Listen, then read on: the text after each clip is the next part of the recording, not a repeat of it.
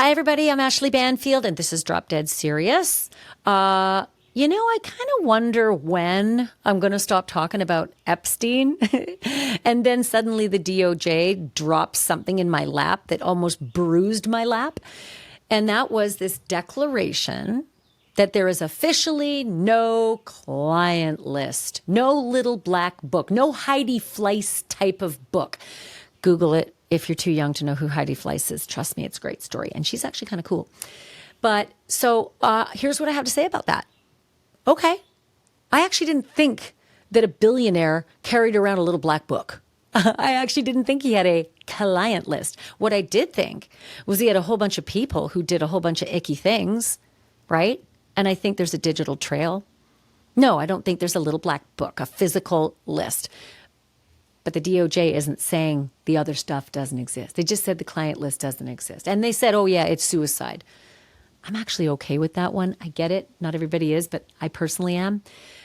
I will say this. I'm not sure if we will get the commitment from the federal government, from the FBI or the DOJ, no matter who's in office, to really dig deep on this one. I do think there are a lot of really powerful people who were very, very close to Epstein. I know them. I've seen them. I was in the New York scene with Epstein. I didn't go to any of his parties, but I was invited. And I would have been right there in those photographs, unknowing and thinking he was some big charitable, tycoon, because he did give a lot of money away. And everybody loved him until they figured out what he was doing. But here's the deal. It's one thing to say there's no client list. Right. Got it. It's another thing to say it was absolutely a suicide, nothing to see here. And the DOJ just dropped this 11-hour video, a surveillance video from the Metropolitan Correction Center in southern Manhattan where he was being held.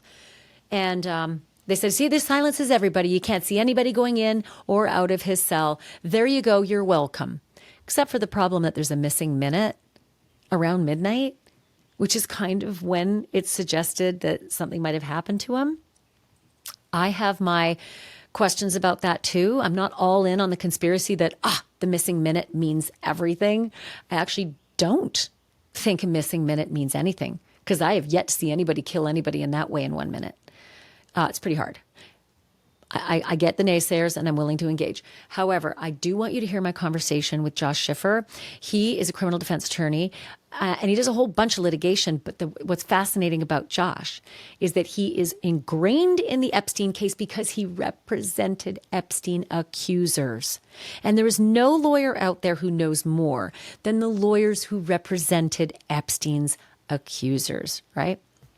So I had a very lengthy conversation with him on my NewsNation show, Banfield, and I wanted to share it with you. Here's what we talked about. If you think Jeffrey Epstein's death inside a federal jail cell in 2019 was exactly what it appeared to be, self-inflicted, the feds have just released more evidence to back that up. But if you think Epstein's death was suspicious, that somebody knows more than they've ever said out loud, the feds have just released more evidence to back that up. I know. It's evidence in the form of this video, almost 11 hours long, recorded outside of Epstein's cell at the now defunct Metropolitan Correctional Center in New York. Not to be confused with the Metropolitan Detention Center, which is the current home of Sean Diddy Combs, and it's in Brooklyn.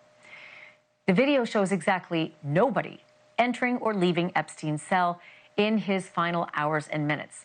But, and it's a big but, more than 1 full minute of video seems to be missing. The video's timestamp jumps from 11:58 p.m.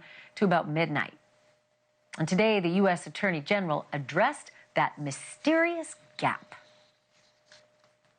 And the minute missing from the video, we released the video showing definitively the video was not conclusive, but the evidence prior to it was showing he committed suicide. And what was on that, there was a minute that was off the counter. And what we learned from Bureau of Prisons was every night, they redo that video. It's old, from like 1999. So every night the video is reset, and every night should have the same minute missing. So we're looking for that video to release that as well, showing that a minute is missing every night. And what else have the feds been supposedly unable to account for? A new DOJ memo says, and I quote, "This systematic review revealed no incriminating client list.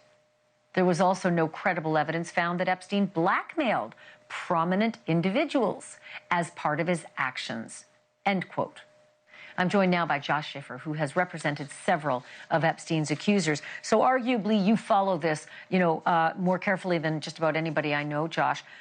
First and foremost, does this settle it? I don't believe so. And I clearly am not alone in that. The world has exploded on social media, all over the place.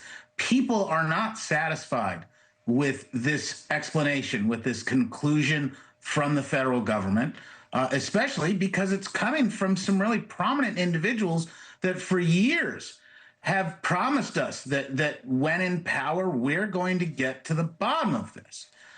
And we want to know what investigation took place. I don't think anybody's really satisfied with the idea that he killed himself. We don't have proof we can really share that proves that. But here's a video that is admittedly got a pretty big chunk out of it missing. And we went through all the evidence, and there's not any lists. But I have to say, a minute 15, that's a lot, right? A minute 15 is a lot, Josh, but it's not enough to suffocate someone. You can't get into a cell, choke somebody out and get out earlier than a minute 15. No, and this video is getting picked apart by everyone. There are discussions about whether a smudge on the floor changes, whether you can see a flash of an orange uniform. But a minute and a few seconds doesn't seem like a lot until that's the time when everything has to happen. And it really is a large amount of time. You can exit or enter that cell relatively quickly. There's obviously not a lot of people around. You do see the gentleman walking in the background there. But if you want to be quick acting, a minute is plenty of time to get in and, do whatever happened. The problem is that we don't have the conclusory review of the investigation. We still don't know what happened, and no one wants to share that. And it was weird, right? There were all the uniforms all over the cell. How did he get all these uniforms? He was tied up with one. It was crazy. All of it just made, and the videos just, suddenly surveillance videos weren't working. Now suddenly there is. That's the big question. Why after all this time, 2019 this happened, why after all this time are we only now seeing this video? This could have been quieted so long ago, but no, everything was left out to, and I get it, Ghislaine Maxwell needed to be, adjudicated, but this doesn't seem to affect that.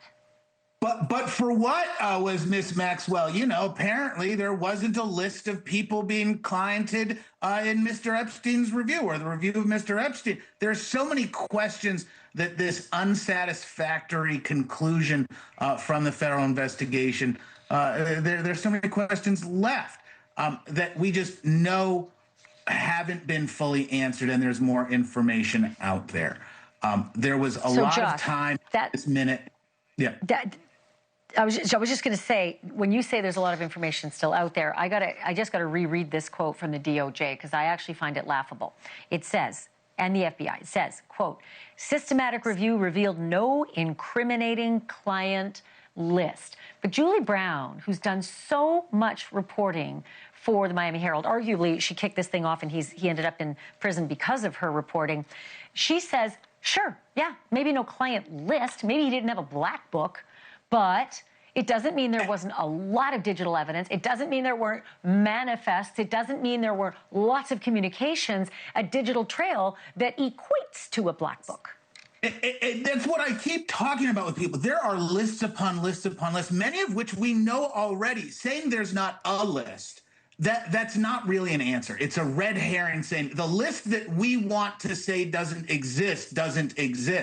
But it's like the blackmail. You're not going to get full and fulsome cooperation from people that are part of a blackmail. And it's not like many accused criminals really leave the clearest evidence. That's what investigators do, is they put it together.